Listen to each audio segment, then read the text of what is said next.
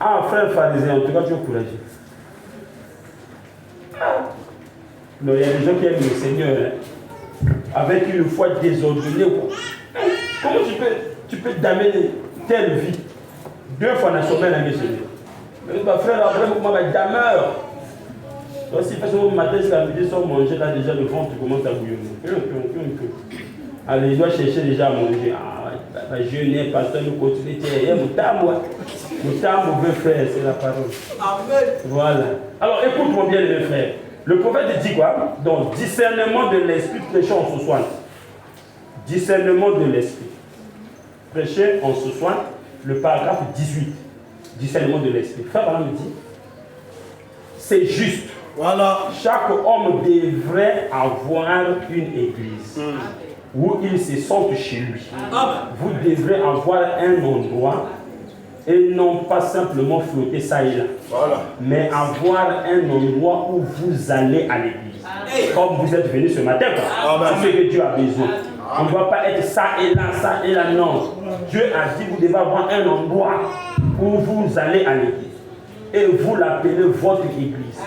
Un endroit où vous payez votre dîme. Voilà. Tu vois? Donc selon le Seigneur, à travers le prophète, si on a un endroit où on appelle notre église, nous sommes dans sa volonté parfaite. Amen. Et dans cet endroit-là, on doit payer notre dîme là. Amen. Amen. Voilà. Un endroit où vous payez votre dîme. Un endroit où vous aidez à soutenir la cause. Amen. Vous comprenez? Amen. Soutenir la cause, c'est beaucoup de choses. Par votre prière, par votre vote. Parce que quand l'église vote, tu dois voter. Amen. Tu dois se soutenir la cause là. Par votre présence. Amen. Amen. Amen. Et par vos offrandes, par votre dîme. C'est le Seigneur qui parle. Vous croyez que le prophète, tout ce qu'il a dit, c'est vrai, non? Amen. Alors, il ne peut pas nous dire des choses qui ne sont pas la parole. Il dit quoi? Là, vous aider à soutenir la cause. Faites votre choix. Amen. Amen. Faites ton choix. Moi, tu fais forcer, mais ça me quoi, mais fais ton choix. Amen. Et quand tu fais ton choix, c'est là où Dieu te bénira. Amen. Parce que le Seigneur est comme ça. Amen. Là où il t'envoie, c'est là où il te visite. C'est là où il te bénit. Et c'est ici que Dieu te bénira. Amen. Je suis content que tu sois membre de notre église ici. Amen. Moi, mon cœur est dans la joie de te voir à l'église. Amen. Amen. Et je sais qu'un jour, je te présenterai à Dieu. Amen. Comme étant le trophée de ce petit ministère que Dieu m'a donné. Accrochons-nous seulement à la parole. Amen. Alors écoutez, questions-réponses, prêchons 64. Le prophète dit ici, questions et réponses, chapitre 2. Prêcher en 64. Au paragraphe 183. Le prophète dit, mais quand vous payez la dîme, virgule, en fait, l'endroit où vous devez payer la dîme, c'est celui où vous recevez votre nourriture. Voilà. Vous connaissez la nourriture, non? La parole. On va me dire qu'on a apporté toutes vos dîmes à la maison du trésor. Voilà. Dit l'Éternel des armées. Pas vrai? Amen. Nous pouvons dire Amen. Amen. Et mettez-moi de la sorte à l'épreuve, dit Dieu, et vous verrez si je n'ouvre pas pour vous les écrits des cieux. Si je ne déverse pas pour vous la bénédiction en abondance. Donc il a cité l'écriture. Au-delà de toutes mesures. J'invite tout homme et toute femme qui ne paye pas la dîme à relever le défi. Le prophète nous invite, nous qui avons peut-être des difficultés de payer la dîme, je vous invite à relever ce défi-là. C'est-à-dire défier ça. Dis Seigneur, moi je vais payer. Maintenant je lance le défi. Et je vais être réglo dans cette affaire. Maintenant, comme toi tu me dis que tu me béniras, si je ne vois pas ce que j'ai demandé pour la bénédiction, Seigneur, moi je démissionne. Moi je crois que Dieu ne laissera pas le défi être relevé. Quand tu lances un défi, Dieu va relever ça. Amen. Amen. Et son sait que tu ne doutes pas. Parce que la Bible dit, quand vous dites une montagne saute, si vous ne doutez pas, ça partira. Amen. Amen. Donc si vous lancez ce défi et vous dites à Dieu, Seigneur, j'ai décidé ceci et cela, ça doit se faire dans ma vie. Amen. Mais comme tu m'as demandé de t'honorer d'abord, je t'honore. Vous verrez, Dieu fera. Amen. Parce que ce n'est pas un homme pour mentir. Amen. Amen. Amen. Amen. Alors, clôturez par ce verset. Jean 14, verset 23. Lisez seulement le verset 23. Toute l'église peut le lire aujourd'hui.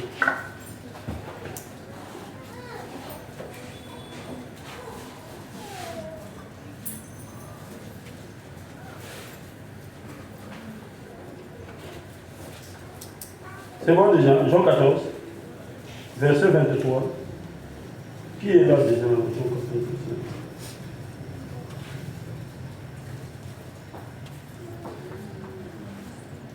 Qui est déjà à la page? Est-ce que vous pouvez lire toute l'Église? Est-ce que vous pouvez lire seulement le verset 23?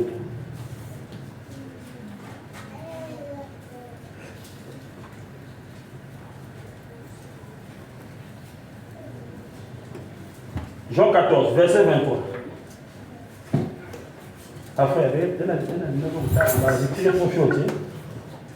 Alors on va lire Jean 14, verset 23.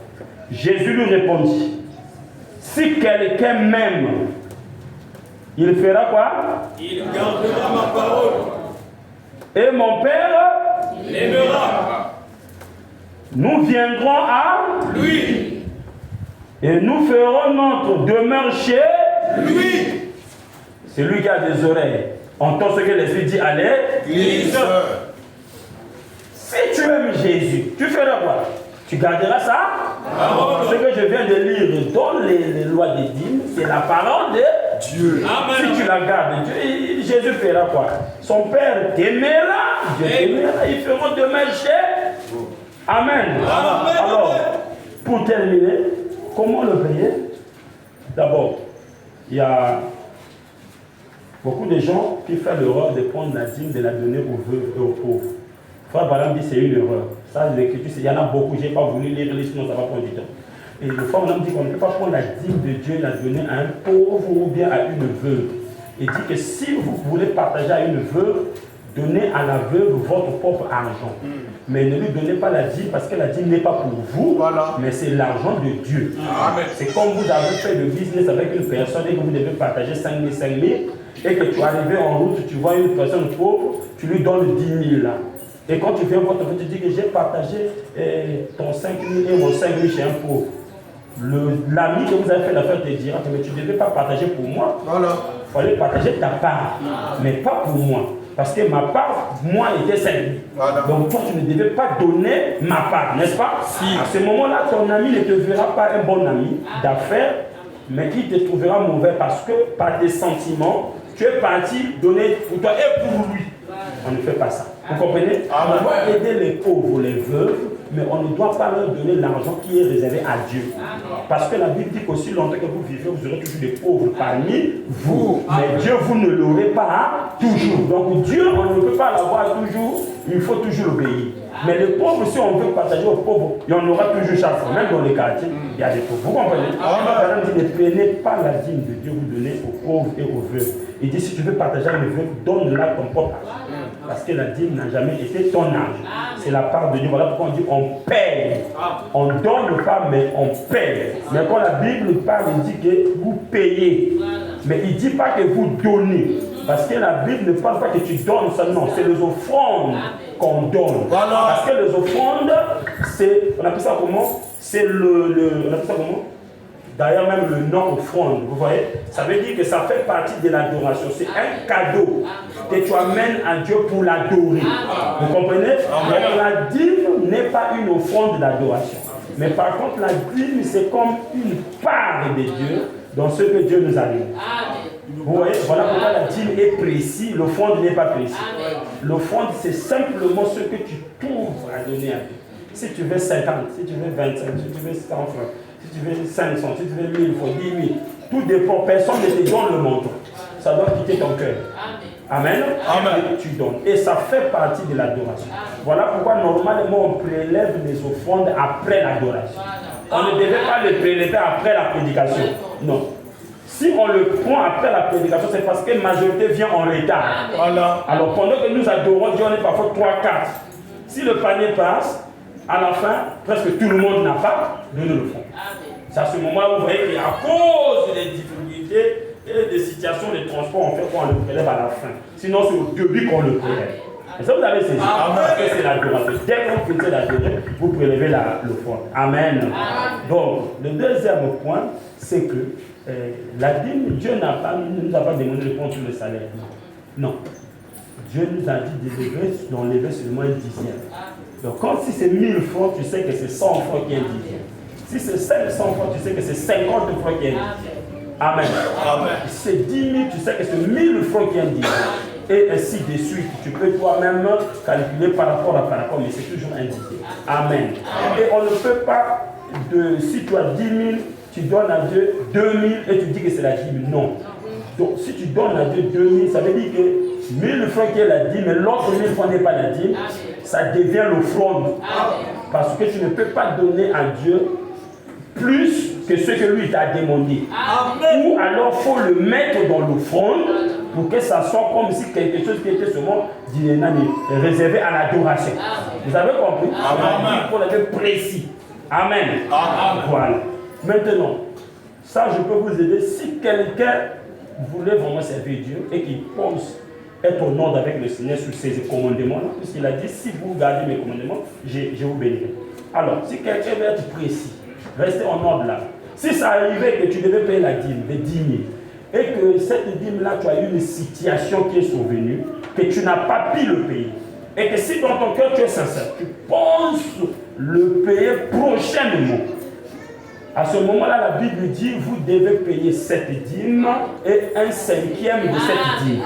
Comme étant, comment on appelle ça? Comme étant, voilà, l'amende.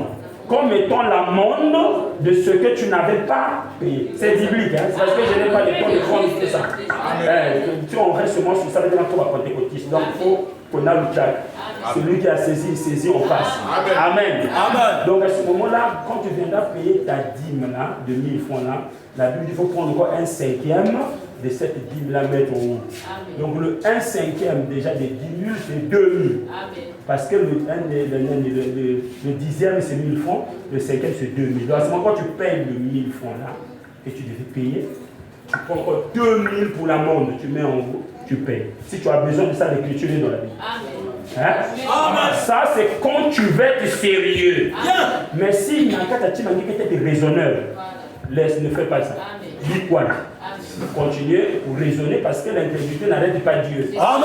Mais ça arrête que l'incrédule lui-même. Amen. Donc, si tu veux vraiment être sérieux avec le Seigneur, comme il a dit à ses chaînons, veux-tu être parfait?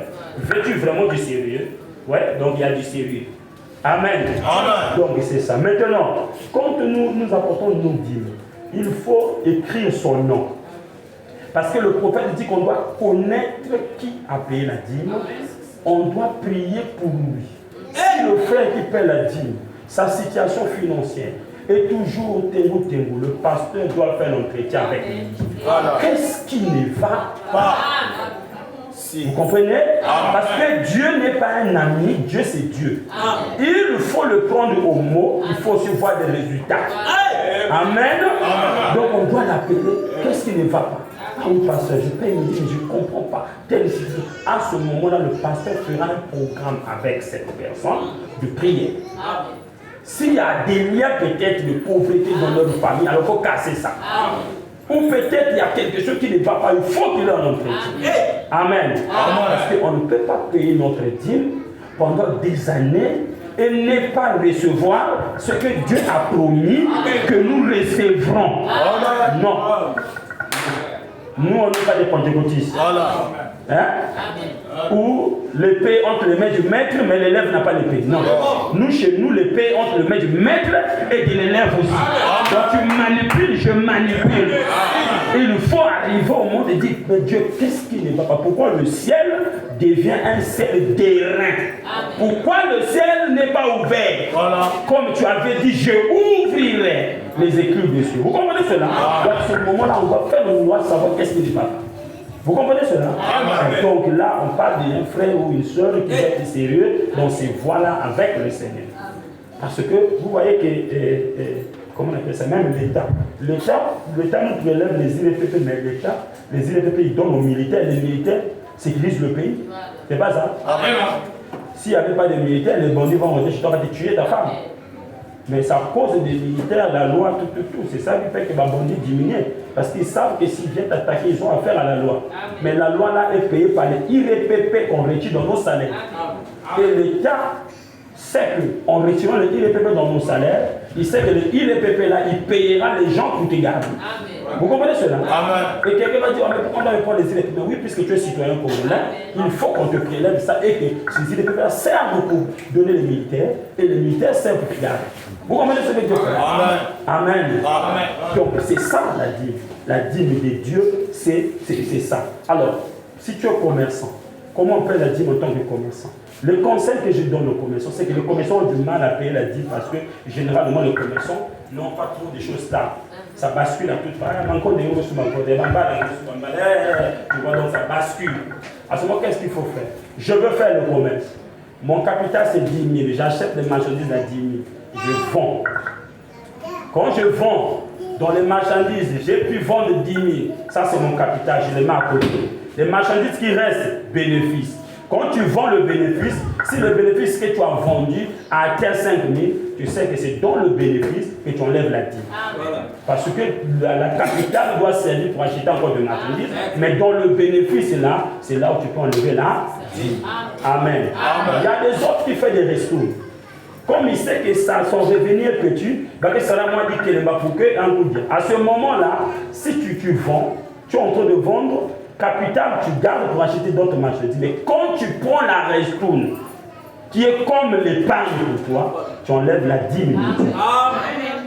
Vous comprenez? Parce que tu dis, bon, bénéfice, mouzol, moufutaka, et bikeleba, pour que ça me renforce. À ce moment-là, pour ne pas tomber dans les pièges, quand tu es en train de donner le bénéfice au resto, quand tu bouffes la resto, tu enlèves la dîme de Dieu. Mais on ne peut pas payer la dîme dans la capitale parce que sinon ça va tomber. La capitale doit rester comme là pour te soutenir. Voilà. Mais c'est dans le bénéfice. Amen. Amen. Ça, c'est les affairistes. Il faut voir dans les bénéfices. Et il y a d'autres qui disent que ça va faire bénéfice en unique et capital à Mokéki.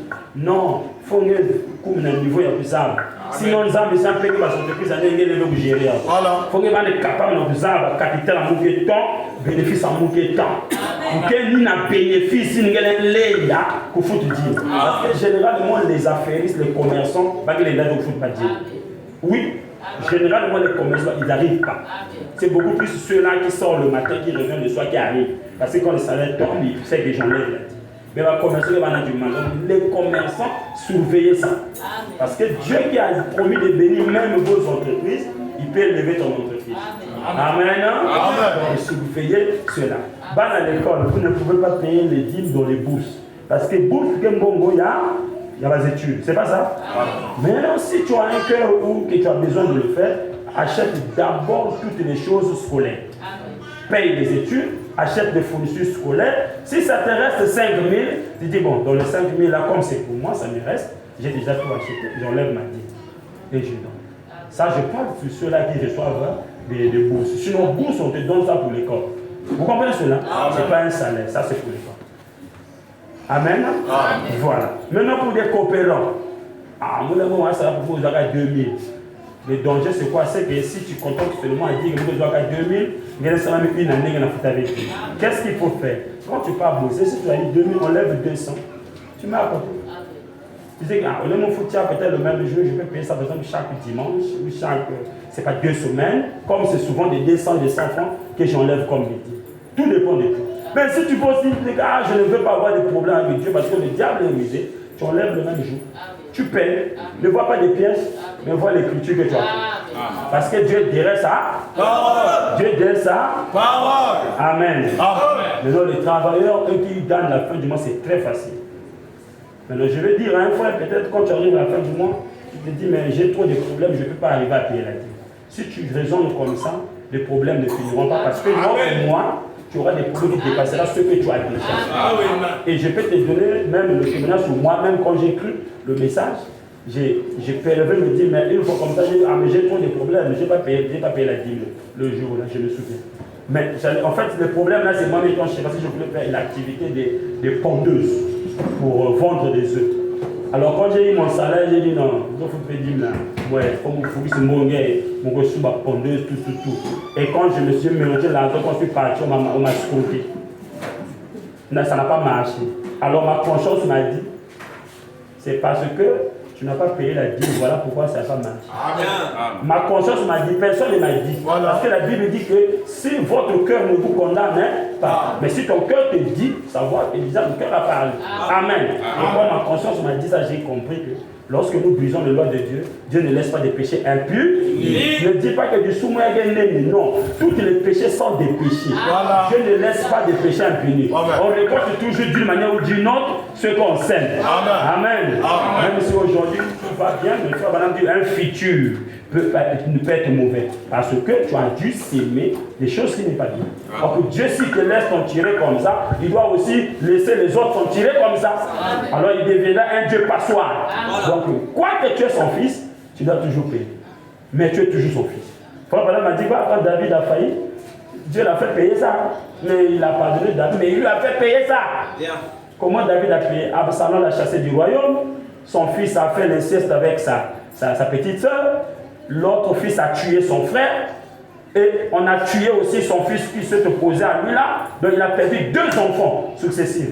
Et une fille qu'on a violée, c'est son propre frère. Vous avez vu comment David a payé ça? Il a payé ses actes qu'il a posés. Il dit que comme Israël paye aussi, nous payerons. Même pas aujourd'hui, peut-être demain, peut-être demain. Le mieux c'est que quand vous entendez sa voix, non dire si ce n'est pas vos cœurs.